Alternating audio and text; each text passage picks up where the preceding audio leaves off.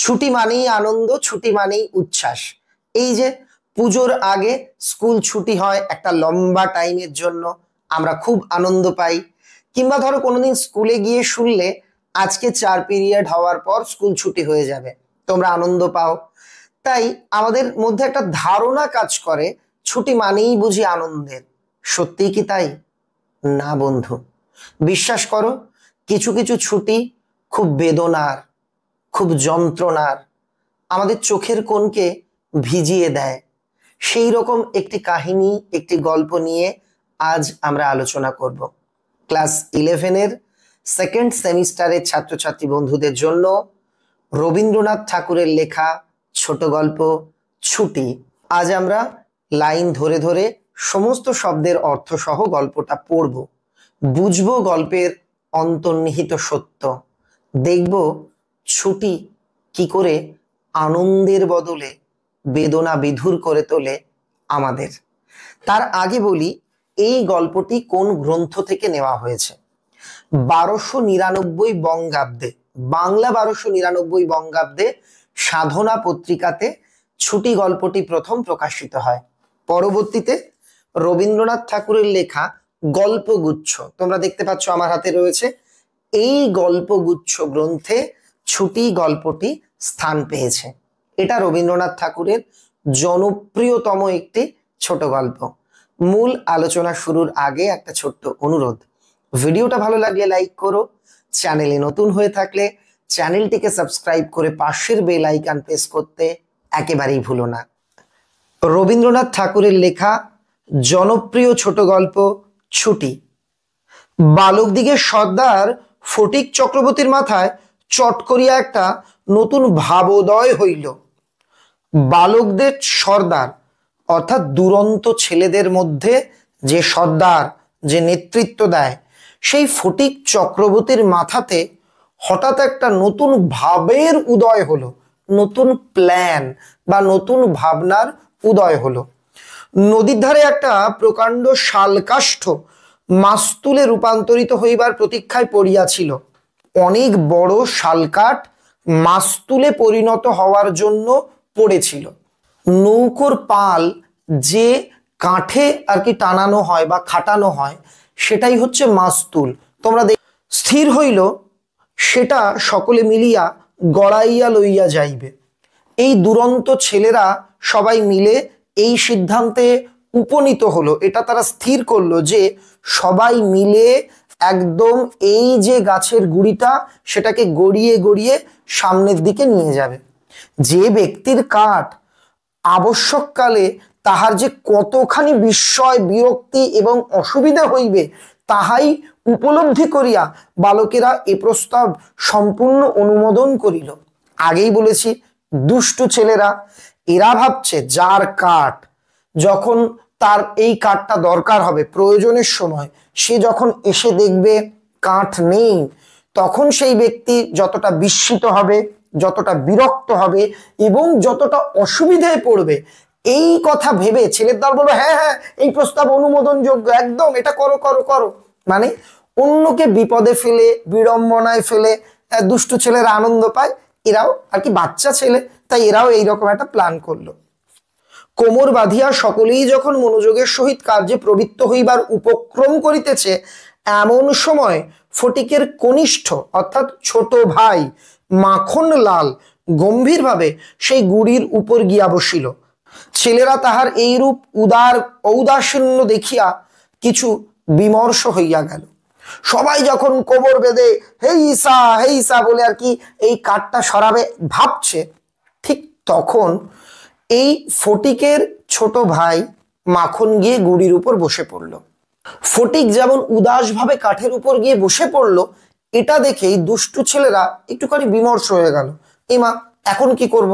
ফটিক কাঠের উপর বসে পড়েছে, এখন আমরা কি করে খেলবো? একজন আসিয়া ভয়ে ভয়ে তাহাকে একটু একটু ঠেলিল, কিন্তু তাহাতে কিছুমাত্র বিচলিত হইল না। এই অকাল তত্ত্বজ্ঞানী সকল প্রকার ক্রীড়ার অসারতা সম্বন্ধে নীরবে চিন্তা করিতে লাগিল। একজন এসে ভয়ে ভয়ে একটু ঠেললো যে ওঠ ওঠ, কিন্তু মাখন তাতে একটুও বিচলিত হলো না, মাখনের কোনো হেলদোল নেই। অকাল তত্ত্বজ্ঞানী একটা বাচ্চা ছেলে যে অকালে অনেক তত্ত্বজ্ঞান লাভ করে ফেলেছে, অনেক জ্ঞানী হয়ে গেছে, এই রকম ভাব করে সে গুড়ির ওপর বসেই থাকলো। আর বসে বসে এই যে যত ক্রীড়ার অর্থাৎ যত খেলাধুলো আছে এগুলো অসার, এগুলো করে কোনো লাভ নেই, এগুলো ফালতু, এই চিন্তা নীরবে করতে লাগলো। অর্থাৎ খেলাধুলোর বিভিন্ন খেলার অসারতা নিয়ে সে তত্ত্বজ্ঞানীদের মতন ওই গুড়ির উপর বসে বসে ভাবছে। ফটিক আসিয়া আস্ফালন করিয়া কহিল, দেখ মার খাবি, এই বেলা ওঠ, এই তুই কিন্তু মার খাবি, ওট ওট ওট। সে তাহাতে আরেকটু নড়িয়া চড়িয়া আসনটি বেশ স্থায়ী রূপে দখল করিয়া বসিল। ফটিক এটা বলাতে তার ছোট ভাই উঠল তো না, বরং জায়গাটাতে আরেকটু মোড়ামুড়ি করে, আরেকটু ঠিক করে, আরেকটু আয়েশ করে বসে পড়ল। এরূপ স্থলে এই রকম জায়গায় সাধারণের নিকট রাজ সম্মান রক্ষা করিতে হইলে অবাধ্য ভ্রাতার গণ্ডদেশে অনতি বিলম্বে এক চড় কষাইয়া দেওয়া ফটিকের কর্তব্য ছিল, সাহস হইল না। এই রকম জায়গায় যখন সবাই, সব ছেলের দল এই ফটিককে সর্দার বা রাজা মনে করে, তার কথা মেনে চলে, সেই ফটিকের সামনে তার ভাই অবাধ্য। নিজের রাজ সম্মান, যে আমি লিডার, এই লিডারশিপটা রক্ষা করতে হলে ফটিকের উচিত ছিল তার ভাইয়ের, অবাধ্য ভাইয়ের গালে দুটো ঠাই ঠাই করে অনতি বিলম্বে, মানে সময় খরচ একেবারে না করে চড় কষিয়ে দেওয়া। কিন্তু সাহস হলো না। কিন্তু এমন একটা ভাব ধারণ করিল যেন ইচ্ছে করিলেই এখনই উহাকে রীতিমতো শাসন করিয়া দিতে পারে, কিন্তু করিল না। কারণ পূর্বাপেক্ষা আর একটা ভালো খেলা মাথায় উদয় হইয়াছে, তাহাতে আরেকটু বেশি মজা আছে। প্রস্তাব করিল, মাখনকে শুদ্ধ ওই কাঠ গড়াইতে আরম্ভ করা যাক, বোঝো ঠেলা। সে ভাবলো ভাইকে মারবো না, একটা ভাব করি যে আমি চাইলেই আরো কিছু করতে পারি, কারণ আমার মাথাতে আর একটা প্ল্যান এসেছে। মাখন বসে থাকে, থাকুক, মাখনকে শুদ্ধ ওই কাঠটা আমরা ঠেলবো। ভাবো, একটা কাঠের গুড়ির উপর যদি তুমি বসে থাকো, আমি পেছন থেকে ঠেলা মারি, তাহলে কিরম অবস্থা তোমার হবে।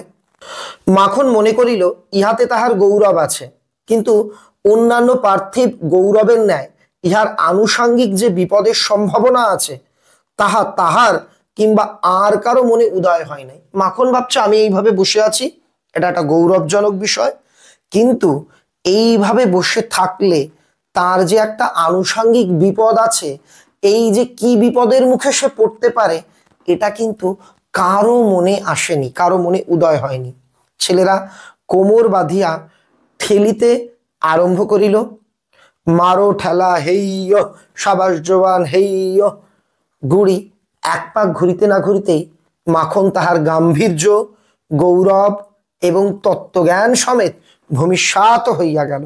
যে মাখন এতক্ষণ গম্ভীরভাবে গৌরব করছিল, আমি গম্ভীরভাবে কাঠের উপর বসে আছি, তার সব তত্ত্বজ্ঞান, গাম্ভীর্য সব কিন্তু মাটিতে লুটিয়ে পড়ল। খেলার আরম্ভেই এইরূপ আশাতীত ফল লাভ করিয়া অন্যান্য বালকেরা বিশেষ হৃষ্ট হইয়া উঠিল। একদম খেলার শুরুতেই এত সুন্দর একটা রেজাল্ট, এটাতে অন্যান্য ছেলেরা হেভি আনন্দ পেল। কিন্তু ফটিক কিছু শশব্যস্ত হইল, কিন্তু ফটিক একটুখানি বিচলিত, একটু ব্যস্ত হয়ে পড়ল। মাখন তৎক্ষণাৎ ভূমিশয্যা ছাড়িয়া ফটিকের উপর গিয়া পড়িল, একেবারে অন্ধভাবে মারিতে লাগিল। তাহার নাকে মুখে আঁচড় কাটিয়া কাঁদিতে কাঁদিতে গৃহাভিমুখে গমন করিল। ভূমি থেকে উঠে এসে তার দাদার গায়ের উপর পড়ল, তার দাদাকে আঁচড় কাটলো, অন্ধভাবে মারতে লাগলো এবং দাদাকে মেরে, দেখো কি বুদ্ধিমান ছেলে, নিজে কাঁদতে কাঁদতে মায়ের কাছে চলে গেল বাড়ির দিকে। ফটিক গোটা কয়েক কাঁস উৎপাটন করিয়া লইয়া একটা অর্ধ নিমগ্ন নৌকার গুলুইয়ের উপরে চড়িয়া বসিয়া চুপচাপ করিয়া কাশের গোড়া চিবুইতে লাগিল। এবার কাশফুল দেখেছো, কাশফুলের গোড়ার দিকটা একটু মিষ্টি মিষ্টি নরম নরম হয়, তো কি করেছে ফটিক, কটা কাশফুল তুলে নিয়ে তার গোড়া চিবোচ্ছে আর চুপচাপ আর কি সে নৌকার গুলইয়ের উপর গিয়ে বসে রয়েছে। এমন সময় একটা বিদেশি নৌকো ঘাটে আসিয়া লাগিল এবং একটি অর্ধবয়সী ভদ্রলোক কাঁচা পাকা গোফ এবং পাকা চুল লইয়া বাহির হইয়া আসিল। বালককে জিজ্ঞাসা করিল, চক্রবর্তীদের বাড়ি কোথায়? বালক ডাঁটা চিবইতে চিবইতে কইল, ওই হোথা। হঠাৎ দেখা গেল একটা লোক, মাঝবয়সী লোক, এসে ফটিকের কাছে বলছে, চক্রবর্তীদের বাড়িটা কোথায়? ফটিক বলছে, ওই তো এইখানে। কিন্তু কোন দিকে যে নির্দেশ করিল কাহারও বুঝিবার সাধ্য রহিল না। ভদ্রলোক আবার জিজ্ঞেস করিল, কোথা? সে বলিল, জানি নে। বলিয়া পূর্ববৎ তৃণমূল, অর্থাৎ তৃণের মূল আর কি, ঘাসের শিকড়, মানে এখানে বোঝানো হয়েছে ওই কাশ ফুলের নিচের দিকটা থেকে রস গ্রহণে প্রবৃত্ত হইল। বাবুটি তখন অন্য লোকের সাহায্য অবলম্বন করিয়া চক্রবর্তীদের গৃহের সন্ধানে চলিলেন। অবিলম্বে কিছুক্ষণ পরেই, মানে আর দেরি না করে, বিলম্ব না করে বাঘা বাগদি আসিয়া কহিল, বাঘা বাগদি একজন চরিত্র, ওদের প্রতিবেশী, সে এসে বলছে, ফটিক দা, মা ডাকছে। ফটিক কহিল, যাব না। বাঘা তাহাকে বলপূর্বক আড়কোলা করিয়া তুলিয়া লইয়া গেল। ফটিক নিষ্ফল আক্রোশে হাত পা ছুড়িতে লাগিল। ফটিককে দেখিবা মাত্র তাহার মা অগ্নিমূর্তি হইয়া কহিল, আবার তুই মাখনকে মেরেছিস? ফটিক বলল, না, আমি মারিনি। ফের মিথ্যে কথা বলছিস? কখনো মারিনি, মাখনকে জিজ্ঞেস করো। মাখনকে প্রশ্ন করাতে মাখন আপনার পূর্ব নালিশের সমর্থনে, মানে মাখন বাড়িতে এসে পূর্বে যে নালিশ করেছে সেটা সমর্থন করে বলছে, হ্যাঁ মেরেছে। তখন আর ফটিকের সহ্য হইল না। দ্রুত গিয়া মাখনকে একটা সশব্দ চড় কষাইয়া কহিল, ফের মিথ্যে কথা। মা মাখনের পক্ষ লইয়া ফটিককে সবেগে নাড়া দিয়া তাহার পৃষ্ঠে দুই তিনটা প্রবল চপটাঘাত চড় করিল, মানে চড় মারল। ফটিক মাকে ঠেলিয়া দিল। ফটিক তার মাকে ধাক্কা দিল। মা চিৎকার করিয়া কহিল, হ্যাঁ তুই আমার গায়ে হাত তুলিস? দেখো, মেরেছিল কিন্তু মাখন। হ্যাঁ, এটা ঠিক যে খেলার ছলে মাখনকে ধাক্কা মেরে ওই গুড়ি থেকে পড়ে যেতে হয়, আর ওরা খেলছিল জেনে মাখনই কিন্তু সেখানে গিয়ে আগ বাড়িয়ে বসেছিল। তারপর মাখন ফটিককে মেরে মার কাছে এসে নালিশ করলো, আর ফটিককে কিন্তু বকা শোনালো আর মার খাওয়ালো। এমন সময় সেই কাঁচা পাকা বাবুটি ঘরে ঢুকিয়া বলিলেন, কি হচ্ছে তোমাদের? ফটিকের মা বিস্ময় আনন্দে অভিভূত হইয়া কইল, ও মা, এই যে দাদা, তুমি কবে এলে? বলিয়া গড় করিয়া প্রণাম করিলেন। বহুদিন হইল দাদা পশ্চিমে বিদেশে কাজ করতে গিয়েছিলেন, পশ্চিম দেশে। ইতিমধ্যেই ফটিকের মার দুই সন্তান হইয়াছে, তাহারা অনেকটা বাড়িয়া উঠিয়াছে। তাহার স্বামীর মৃত্যু হইয়াছে, কিন্তু একবারও দাদার সাক্ষাৎ পাই নাই। আজ বহুকাল পরে দেশে ফিরিয়া আসিয়া বিশ্বম্ভর বাবু, অর্থাৎ যে কাঁচা পাকা দাড়ি চুলওয়ালা যে লোকটা এসেছে, যে ফটিকের মায়ের দাদা বা ফটিকের মামা, তার নাম বিশ্বম্ভর বাবু, তাহার ভগ্নীকে দেখিতে আসিয়াছেন। কিছুদিন খুব সমারোহ হয়ে গেল, খুব আনন্দ টানন্দ করে গেল। অবশেষে বিদায় লইবার দুই একদিন পূর্বে বিশ্বম্ভর বাবু তাহার ভগ্নীকে ছেলেদের পড়াশুনো এবং মানসিক উন্নতি সম্বন্ধে প্রশ্ন করিলেন। উত্তরে ফটিকের অবাধ্য, উশৃঙ্খলতা, পাঠে অমনোযোগ এবং মাখনের সুশান্ত, শীতলতা ও বিদ্যানুরাগের বিবরণ শুনিলেন। তাহার ভগ্নী কহিলেন, ফটিক আমার হড় জ্বালাতন করিয়াছে। শুনিয়া বিশ্বম্ভর বাবু প্রস্তাব করিলেন তিনি ফটিককে কলকাতায় লইয়া গিয়া নিজের কাছে রাখিয়া শিক্ষা দেবেন। তার মামা বলল, ঠিক আছে বোন, বুঝতে পেরেছি, মাখন ভালো, ফটিক অবাধ্য ছেলে, তো আমি ফটিককে আমার কাছে রেখে পড়াবো। বিধবা এই প্রস্তাবে সহজেই সম্মত হইলেন। খুব ভালো প্রশ্ন, কোন প্রস্তাবে কেন সম্মত হয়েছিলেন? ফটিককে জিজ্ঞেস করিলেন, কিরে ফটিক, মামার সঙ্গে কলকাতায় যাবি? ফটিক লাফাইয়া উঠিয়া বলিল, যাব। গ্রামের ছেলেদের কলকাতা নিয়ে কিন্তু চিরকাল একটা উচ্চ ধারণা থাকে যে কলকাতা খুব স্বপ্নের নগরী, খুব ভালো লাগবে। তাই ফটিকও খুব আনন্দ করে বলে, হ্যাঁ হ্যাঁ যাব। যদিও ফটিককে বিদায় করিতে তাহার মায়ের আপত্তি ছিল না, কারণ তাহার মনে সর্বদাই আশঙ্কা ছিল কোন দিন সে মাখনকে জলে ফেলিয়া দেয় কি মাথা ফাটাইয়া কি কি একটা দুর্ঘটনা ঘটায়। তথাপি ফটিকের বিদায় গ্রহণের জন্য এতাদৃশ্য আগ্রহ দেখিয়া তিনি ঈষৎ ক্ষুণ্ণ হইলেন। ফটিকের মা চাইতেন, হ্যাঁ ফটিককে ওর মামা নিয়ে যাক, কারণ ফটিক থাকলে তার ছোট ভাই মাখনের কোনদিন মাথা ফাটিয়ে দেবে, কোনদিন জলে ফেলে দেবে, এই ভয় তিনি পেতেন। কিন্তু যখন দেখছেন মামা বলছে যে চল ফটিক আমার সঙ্গে কলকাতায় থাকবি, ফটিকের তার মা, তার বাড়ি, তার গ্রাম, কোনো কিছুর প্রতি কোনো মায়া নেই, সে একদম আনন্দ করছে, আমি যাবো যাবো যাবো। এই জিনিসটা দেখে ফটিকের মা একটু মনে মনে ক্ষুণ্ণ হলেন, দুঃখ পেলেন। কবে যাবে, কখন যাবে করিয়া ফটিক তাহার মামাকে অস্থির করিয়া তুলিল। উৎসাহে তো তার রাতে নিদ্রা হয় না। অবশেষে যাত্রাকালে আনন্দের ঔদার্যবশত মানে চলে যাচ্ছে, আনন্দ তার হচ্ছে, তার আমি কলকাতায় যাব, সেই সময় উদার হয়ে সে তার ছিপ, ঘুড়ি, লাটাই, দেখো বাচ্চাদের কাছে এগুলো কিন্তু তাদের মূল্যবান সম্পদ, এইগুলো মাখনকে পুত্র পৌত্রাদিক্রমে ভোগ দখল করিবার পুরো অধিকার দেওয়া গেল, যে মাখন আজ থেকে আমার এই সব জিনিস তোর, তোর ছেলে, তার ছেলে, সবাই বংশ পরম্পরা এগুলো নেবে, নে তোকে দিয়ে গেলাম। কলিকাতায় মামার বাড়ি পৌঁছাইয়া প্রথমত মামির সঙ্গে আলাপ হইল। মামি এই অনাবশ্যক পরিবার বৃদ্ধিতে মনে মনে যে বিশেষ সন্তুষ্ট হইয়াছিলেন তাহা বলিতে পারি না। বিনা কারণে ফ্যামিলির একজন মেম্বার বেড়ে গেল, এজন্য ফটিকের মামি কিন্তু মোটেই সন্তুষ্ট হননি। তাহার নিজের 3টি ছেলে লইয়া তিনি নিজের নিয়মে ঘর কান্না পাতিয়া বসিয়া আছেন। ইহার মধ্যে সহসা একটি 13 বৎসরের অপরিচিত অশীতি পাড়াগাঁয়ের ছেলে ছাড়িয়া দিলে কিরূপ একটা বিপদের সম্ভাবনা উপস্থিত হয়। বিশ্বম্ভরের এত বয়স হইল, তবু কিছুমাত্র যদি কাণ্ডজ্ঞান থাকে। তার বউ বলছে, আমি নিজের 3 ছেলেকে নিয়ে পারি না, এর মধ্যে একটা 13 বছর বয়সী পাড়া গায়ের ছেলে, চেনা নেই জানা নেই, তাকে নিয়ে এসছে। আমার বিশ্বম্ভরের বয়স হলো, আমার স্বামীর বয়স হলো, কিন্তু কোনো কাণ্ডজ্ঞান হলো না। বিশেষত 13-14 বছরের ছেলে মেয়ের মতো পৃথিবীতে এত বড় বালাই আর নেই, এত বড় আপদ আর কেউ নেই। কেন? শোভা নাই, কোনো কাজেও লাগে না, এরা ছোটও না বড়ও না, মাঝামাঝি, স্নেহের উদ্রেক করে না, এদের দেখলে মনে স্নেহ জাগে না। বাচ্চাদের দেখলে কিউট লাগে, মনে স্নেহ জাগে, এদের দেখলে লাগে না। আর তাহার সঙ্গ সুখ বিশেষ প্রার্থনীয় নয়। বড়রা দেখবে বড়দের নিয়ে ঘোরে, ছোটদের নিয়েও বড়রা ঘোরে, ছোটরা ছোটদের নিয়ে ঘোরে, কিন্তু কেউ না চায় না যে এই 13-14 বছর বয়সী ছেলেকে ঝামেলার মতন নিজের সঙ্গে নিয়ে ঘুরতে। এদের আধো আধো কথা ন্যাকামি মনে হয়, যে বুড়ো ধাড়ি ছেলে ন্যাকামি করে কথা বলছে, আবার পাকা কথা বলে উরি বাবা কি জ্যাঠামি করছে। এবং সব কথাই প্রগল ভাতা, অর্থাৎ তার সব কথাই বাঁচালতা, এই দেখ কি বাঁচাল, কম মানে ভালো বলুক মন্দ বলুক, এগুলো আমাদের মনে হয়। হঠাৎ কাপড় চোপড়গুলো পরিমাণ রক্ষা না করিয়া বেমানান রূপে বাড়িয়া ওঠে। এদের হঠাৎ করেই এদের গায়ে কিন্তু কাপড় চোপড় মানে কাপড় চোপড় পরিমাণ রক্ষা না করে যে এরা একটু বেমানান ভাবে বেড়ে ওঠে, হঠাৎ করে বড় হয়ে যায়, কাপড়গুলো ছোট হয়ে পড়ে। লোকে সেটা তাহার একটা কুশ্রী স্পর্ধা জ্ঞান মনে করে। তাহার শৈশবের লালিত্য এবং কণ্ঠস্বরের মিষ্টতা সহসা চলিয়া যায়। বাচ্চাদের গলার স্বরে যে মিষ্টতা থাকে সেটা চলে যায়। শৈশবকালের চেহারায় যে জেল্লা থাকে, লাবণ্য থাকে, তা চলে যায়। লোকে সেজন্য তাহাকে মনে মনে অপরাধ না দিয়া থাকিতে পারে না। সবাই মনে করে অপরাধী অপরাধী।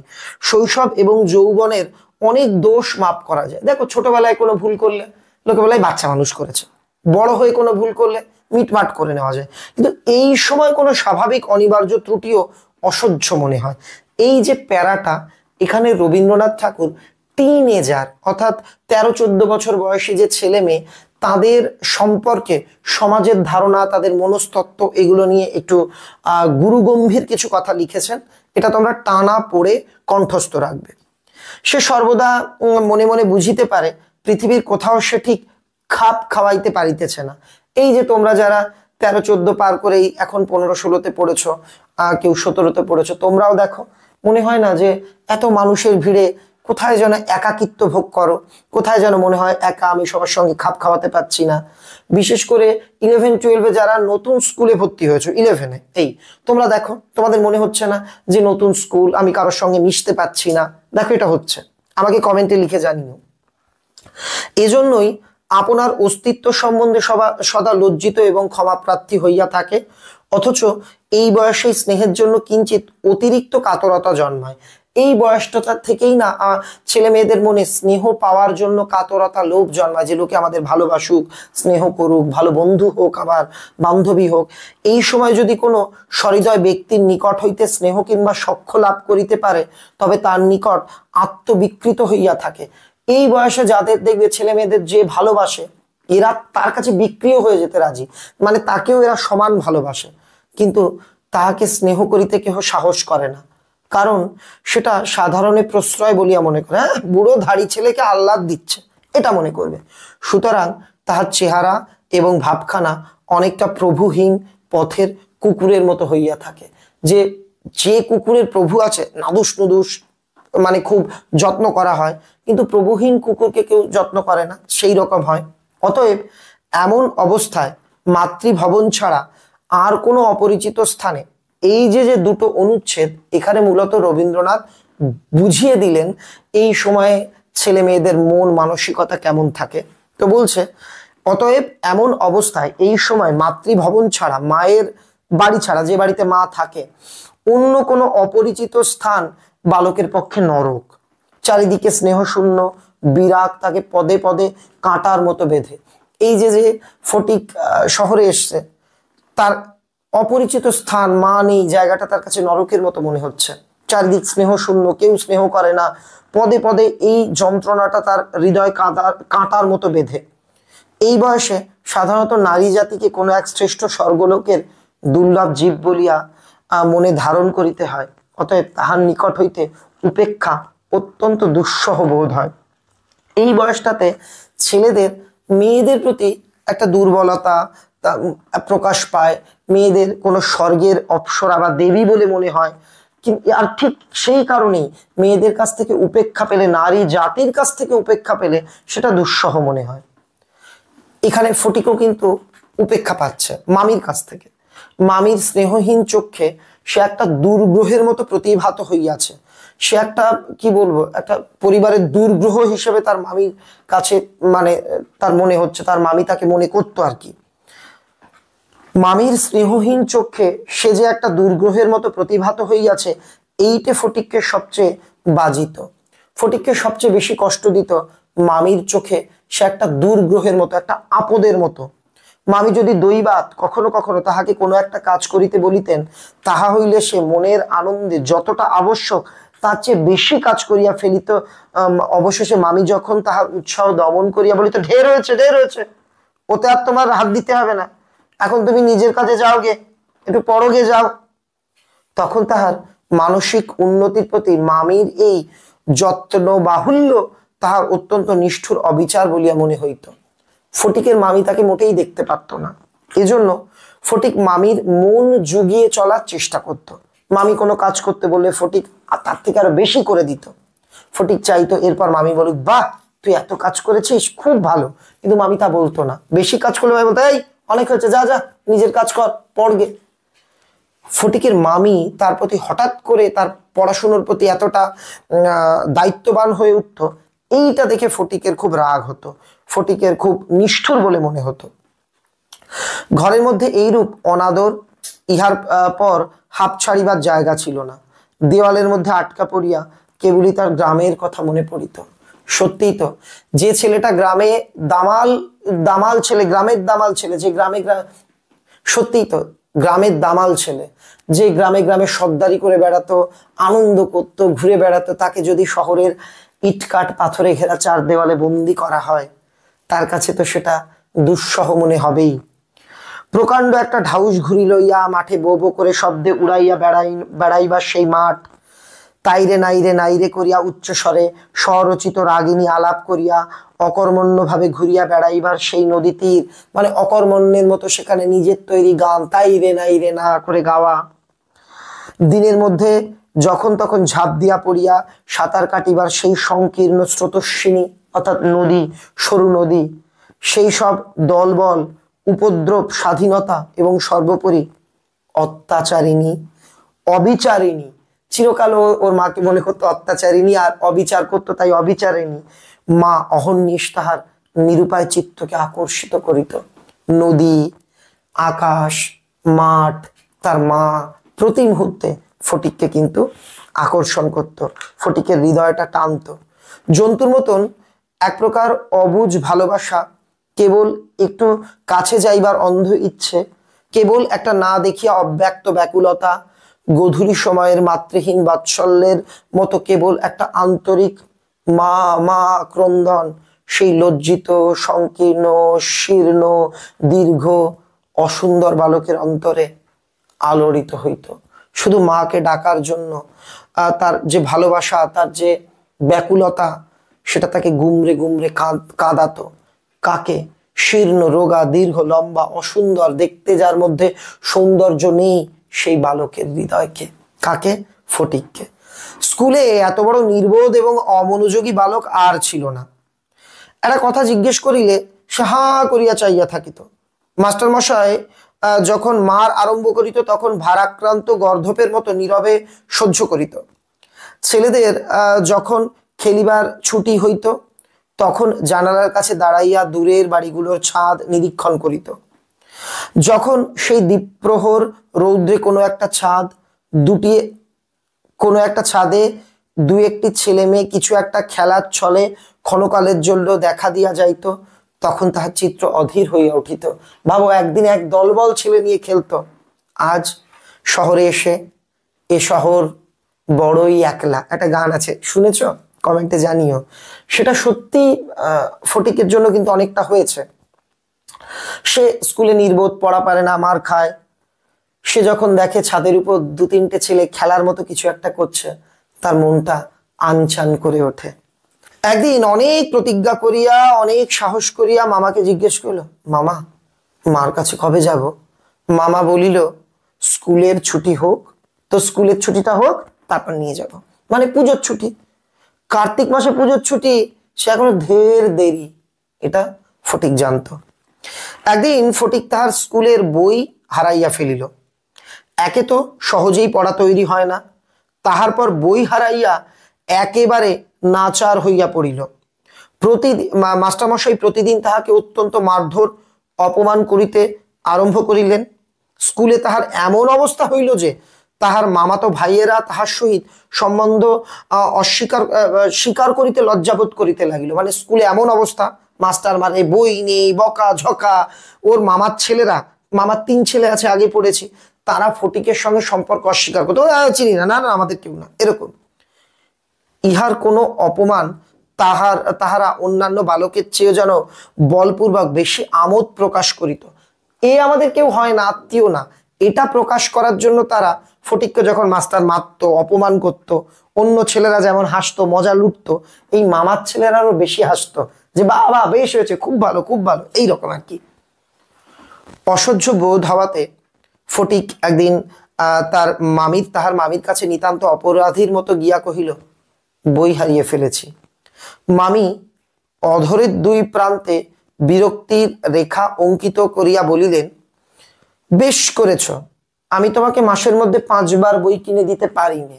দেখো, ফটিকের মামি কিন্তু 5 বার কিনে দেয়নি, ফটিক প্রথমবারই বই হারিয়েছে। যেহেতু ফটিককে তার মামি মোটেই ভালোবাসতো না, তাই মামি এইভাবেই নিজের বিরক্তি প্রকাশ করলেন। ফটিক আর কিছু না বলিয়া চলিয়া আসিল।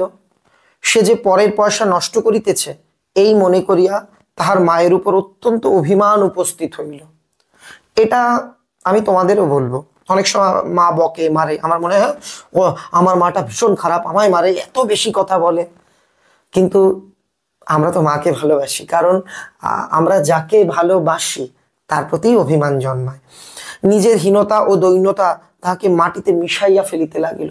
তাকে সবসময় ছোট করে রাখা, তাকে কেউ পাত্তা দেয় না, স্কুলে পড়া পারে না, কেউ ভালোবাসে না। ফটিক মাটির সঙ্গে মিশে থাকতো। স্কুল হইতে ফিরিয়া সেই রাত্রে তাহার মাথা ব্যথা করিতে লাগিল। সেই দিন স্কুল থেকে ফিরে হঠাৎ তার মাথা যন্ত্রণা করছে, গা শিরশির করিয়া আসিল। বুঝিতে পারিল তার জ্বর আসিতেছে, বুঝিতে পারিল ব্যামো বাঁধাইলে তাহার মামির প্রতি অত্যন্ত অনর্থক উপদ্রব করা হইবে। সে বুঝতে পারলো এখন আমার জ্বরটার হলে আমার মামি এটাকে উপদ্রব, একটা ঝামেলা, ফাও ঝামেলা বলে মনে করবে। মামি এই ব্যামোটাকে যে কিরূপ একটা অকারণ অনাবশ্যক জ্বালাতনের স্বরূপ দেখিবে তাহা স্পষ্ট উপলব্ধি করিতে পারিল। যে মামির রিয়াকশন কি হবে, কতটা খারাপ হবে, সে বুঝতে পারলো। রোগের সময় এই অকর্মণ্য অদ্ভুত নির্বোধ বালক পৃথিবীতে নিজের মা ছাড়া আর কাহর কাছে সেবা পাইতে পারে এরূপ প্রত্যাশা করিতে তাহার লজ্জাবোধ হইতে লাগিল। সে বাস্তব পৃথিবীটা বুঝলো। একসময় যে মাকে অবিচারিণী, অত্যাচারিণী মনে হতো আর কি, আজ মনে হলো আমি অসুস্থ হলে আমাকে একজনই মাত্র সাহায্য করবে, সেটা আমার মা। পরদিন প্রাতকালে ফটিককে আর দেখা গেল না, সকালবেলা দেখা গেল না, চতুর্দিকে প্রতিবেশীদের ঘরে খোঁজ করিয়া তাহার কোনো সন্ধান পাওয়া গেল না। সেই দিন আবার রাত্রির হইতে মুষলধারে শ্রাবণের বৃষ্টি পড়িতেছে, সুতরাং তাহার খোঁজ করিতে লোকজনকে অনর্থক অনেক ভিজতে হইল। অবশেষে কোথাও না পাইয়া বিশ্বম্ভর বাবু পুলিশে খবর দিলেন। সমস্ত দিনের পর সন্ধ্যার সময় একটা গাড়ি আসিয়া বিশ্বম্ভর বাবুর বাড়ির সম্মুখে দাঁড়াইল। তখনও ঝুপঝুপ করিয়া অবিশ্রাম বৃষ্টি পড়িতেছে, রাস্তায় এক হাঁটু জল দাঁড়াইয়া গিয়াছে। দুইজন পুলিশের লোক গাড়ি হইতে ফটিককে ধরাধরি করিয়া নামাইয়া বিশ্বম্ভর বাবুর নিকট উপস্থিত করিল। অর্থাৎ পুলিশের দুজন লোক ফটিককে সারাদিন পর সন্ধেবেলাতে ভেজা অবস্থাতে উদ্ধার করে আনলো। তাহার আপাদমস্তক, ফটিকের পা থেকে মাথা পর্যন্ত ভিজা, সর্বাঙ্গে কাদা, চক্ষু বর্ণ লোহিত বর্ণ, মানে লাল হয়ে গেছে চোখ, থরথর করিয়া কাঁপিতেছে। বিশ্বম্ভর বাবু প্রায় কোলে করিয়া তাহাকে অন্তঃপুরে মানে ভেতরের ঘরে নিয়ে গেল। মামি তাহাকে দেখিয়া বলিয়া উঠিলেন, কেন বাপু, পরের ছেলেকে নিয়ে কেন এ কর্মভোগ, দাও, ওকে বাড়ি পাঠিয়ে দাও। দেখো কতটা নিষ্ঠুর, হৃদয়হীনা। একটা অসুস্থ ছেলেকে দেখেও তার মনে কিন্তু স্নেহের জাগরণ ঘটল না। বাস্তবিক সমস্ত দিনের দুশ্চিন্তায় তার ভালোরূপ আহারাদি হয় নাই এবং নিজের ছেলেদের সহিত না হোক অনেক খিটখিট করিয়াছেন। ওর মামি সারাদিন টেনশন করেছে, খায়নি, এই টেনশনে ছেলে মেয়েদের সঙ্গেও নিজের ছেলেদের সঙ্গে আর কি দুর্ব্যবহার করেছে। ফটিক কাঁদিয়া উঠিয়া কহিল, আমি মার কাছে যাচ্ছিলুম, আমাকে ফিরিয়ে এনেছে। বালকের জ্বর অত্যন্ত বাড়িয়া উঠিল, সমস্ত রাত্রি প্রলাপ বকিতে লাগিল, মানে ভুলভাল বকছে জ্বরের ঘরে। বিশ্বম্ভর বাবু চিকিৎসক লইয়া আসিলেন। ফটিক তাহার রক্তবর্ণ চক্ষু একবার উন্মিলিত খুলে কড়িকাঠের দিকে হতবুদ্ধির ন্যায় তাকাইয়া কহিলেন, মামা, আমার ছুটি হয়েছে কি? হঠাৎ ফটিক কড়িকাঠের দিকে তাকিয়ে বলছে, মামা, আমার ছুটি হয়েছে, দরজার কড়িকাঠ আর কি। বিশ্বম্ভর বাবু রুমালে চোখ মুছিয়া সস্নেহে ফটিকের শীর্ণ, রোগা, তপ্ত মানে গরম হাতখানি হাতের উপর তুলিয়া লইয়া তাহার কাছে আসিয়া বসিলেন। ফটিক আবার বিড়বিড় করিয়া বকিতে লাগিলেন, মা, আমাকে মারিস রে মা, সত্যি বলছি, আমি দোষ করিনি। জ্বরে ভুল বকছে। পরদিন দিনের বেলায় কিছুক্ষণের জন্য সচেতন হইয়া ফটিক কাহার প্রত্যাশায় ফ্যাল করিয়া ঘরের চারিদিকে চাহিল। পরের দিন ফটিক খানিকটা সুস্থ, সে শুধু ঘরের একোনা ওকোনা তাকাচ্ছে, কাউকে খুঁজছে। নিরাশ হইয়া আবার নীরবে দেওয়ালের দিকে মুখ করিয়া পাশ ফিরিয়া শুইল। বিশ্বম্ভর বাবু তাহার মনের ভাব বুঝিয়া তাহার কানের কাছে মুখ নত করিয়া মৃদুস্বরে কহিলেন, কানের কাছে মুখ নিচু করে আস্তে আস্তে বলছে, ফটিক, তোর মাকে আনতে পাঠিয়েছি। তাহার পরদিনও কাটিয়া গেল, কারণ তখনকার দিনের যোগাযোগ ব্যবস্থা তো এত উন্নত নয় যে একবেলায় কলকাতা চলে যাওয়া যাবে। ডাক্তার চিন্তিত বিমর্ষ মুখে জানাইলেন, অবস্থা বড় খারাপ। ডাক্তার বললেন, মনে হয় চান্স কম। বিশ্বম্ভর বাবু স্তিমিত প্রদীপের রোগশয্যায় বসিয়া প্রতি মুহূর্তে ফটিকের মাতার জন্য প্রতীক্ষা করিতে লাগিলেন। বিশ্বম্ভর বাবু স্তিমিত মানে নিভে আসছে এমন প্রদীপের সামনে, যেখানে শুয়ে আছে আর কি এই রোগাক্রান্ত ফটিক, সেখানে বসে ফটিকের মায়ের জন্য অপেক্ষা করছে। ফটিক খালাসিদের মতো সুর করিয়া বলিতে লাগিলেন, এক বাও মেলে না, দো বাও মেলে না, এ না। কলিকাতায় আসিবার সময় কতকটা রাস্তা স্টিমারে আসিতে হইয়াছিল। খালাসিদের কাছি ফেলিয়া মানে ওই দড়ি ফেলে সুর করিয়া জল মাপিতেন, মানে ওরা এরকম দড়ি ফেলে দিয়ে জলের মধ্যে কতটা জল আছে এটা মাপত। ফটিকের প্রলাপ তাহাদেরই অনুকরণে করুণ স্বরে জল মাপিতেছে। ফটিকও প্রলাপ করে করে সেই ওই আর কি মাঝিদের অনুকরণ করে, খালাসিদের অনুকরণ করে সেও জল মাপছে এবং অকুল সমুদ্রে যাত্রা করিতেছে। বালক রশি ফেলিয়া কোথাও তল পাইতেছে না। এখানে রবীন্দ্রনাথ দার্শনিক সুলভভাবে বলছেন, ফটিক জীবনের দড়ি ফেলে খুঁজছে জীবনের অতল কোথায়, কোথাও পাচ্ছে না, অর্থাৎ সে মৃত্যুর অভিমুখেই হয়তো যাচ্ছে। এমন সময় ফটিকের মাতা ঝড়ের মতো ঘরে প্রবেশ করিয়াই উচ্চ কলরবে মানে উঁচু মানে খুব জোরে চিৎকার করে শোক প্রকাশ করতে লাগলো, হায় রে ছেলে আমার, কি হলো রে, ইত্যাদি ইত্যাদি। বিশ্বম্ভর বহু কষ্টে তাহার শোকোচ্ছ্বাস নিবৃত্ত করিল। এই এরম করে না, ছেলের সামনে তুই যদি কাঁদিস ছেলের অবস্থা কি হবে, এই রকম। তিনি রোগশয্যার উপর আছাড় খাইয়া পড়িয়া উচ্চস্বরে ডাকিল, ফটিক সোনা মানিক আমার। ফটিক যেন অতি সহজেই উত্তর দিয়া কহিল, হ্যাঁ। মা আবার ডাকিলেন, ওরে ফটিক, বাপধন রে। ফটিক আস্তে আস্তে পাশ ফিরিয়া কাহাকেও লক্ষ্য না করিয়া মৃদুস্বরে কহিল, মা এখন আমার ছুটি হয়েছে মা, এখন আমি বাড়ি। শুরু হচ্ছে মূল আলোচনা। পড়ানো আজকের ক্লাস ভালো লেগে থাকলে অবশ্যই লাইক করো। আমি কিছুদিন আগেই ভাব সম্মিলন গল্পটা কেমন লাগলো আমাকে লিখে জানিও। আমি গল্পটা পড়িয়ে দিলাম, এর পরেও যদি কোথাও অসুবিধে থাকে আমাকে কমেন্টে লিখে জানিও। আগের দিনের ভিডিওতে আমরা ভাব সম্মিলন কবিতাটি আলোচনা করেছি। যারা দেখোনি ফার্স্ট কমেন্টে থাকা লিঙ্কে ক্লিক করে সেটাও দেখে নিও। একটা বিষয় তোমাদের তরফ থেকে আমি সাজেশন পেয়েছিলাম যে প্রতিদিন গল্প কবিতা লাইন ধরে আলোচনা তো করছি, এরপর যদি বিষয়টাকে একটু সংক্ষেপে বলে দিই তাহলে তোমাদের ভালো হবে। যাই হোক, এটা আমারও ভালো লেগেছে তোমাদের এই পরামর্শ, তাই সংক্ষেপে বলি। ফটিক একটা দামাল ছেলে। সত্যি কথা বলতে 13-14 বছরের ছেলেমেয়েরা একটু দুষ্টু একটু দামাল হয়। ফটিক তার মামার সঙ্গে কলকাতায় গিয়েছিল মামার বাড়িতে থেকে পড়াশুনো করবার জন্য, কিন্তু সেখানে গিয়ে ক্রমাগত সে পেয়েছে অবহেলা। মামা বাড়িতে গিয়েই বুঝতে পারলো তার এই প্রবেশ, সে যে মামা বাড়িতে এলো, এটা তার মামি ভালোভাবে গ্রহণ করেনি। তার মামি কোনো দিনও ফটিককে পছন্দ করতেন না। ফটিক এতদিন পর্যন্ত গ্রামে খোলা আকাশের নিচে নদী, মেঠো পথ, বাতাস সবকিছুর সঙ্গে একাত্ম হয়ে স্বাধীনভাবে বড় হয়েছে। কলকাতায় যাওয়ার পর সে হয়ে গেল একেবারে খাঁচায় বন্দি পাখির মতো। স্নেহ বর্জিত এই পরিবেশ থেকে সে কবে বাড়ি ফিরতে পারবে মামার কাছে জানতে চেয়েছিল। মামা বলেছিল পুজোর ছুটিতে। তার মধ্যে ঘটে গেল অঘটন। বিশেষ কারণে ফটিক কার্যত বাধ্য হয়ে মামার বাড়ি ছেড়ে মায়ের কাছে যাওয়ার উদ্দেশ্যে কাউকে কিছু না বলে বাড়ি থেকে বেরিয়ে পড়ল। ফটিক অসুস্থ হয়ে পড়ল। তার মা তাকে কলকাতায় দেখতে এলেন, কিন্তু ফটিকের তো ছুটির সময় হয়ে গেছে। সে তার মাকে বলছে, মা এখন আমার ছুটি হলো। এই ছুটি মানে কিন্তু এই যে বিদ্যালয়ের ছুটি বা পড়াশুনো থেকে ছুটি সেটা নয়, সাময়িক বিরতি নয়। গল্পে কোন ছুটির কথা বলা হয়েছে বলতো? এই ধুলার ধরণী থেকে চিরবিদায়ের কথা। দেখো, গল্পে কিন্তু রবীন্দ্রনাথ কোথাও লিখে যাননি ফটিকের অন্তিম পরিণতি, কিন্তু তিনি এই একটা লাইন কিংবা এই 2-4টে শব্দ দিয়ে ভালোভাবে বুঝিয়ে দিয়েছেন এই মায়াময় মাটির পৃথিবী থেকে ফটিকের চিরকালীন ছুটির কথা। কেমন লাগলো আলোচনা? লিখে জানিও। ভালো লাগলে বন্ধুদের মধ্যে শেয়ার করে দিও।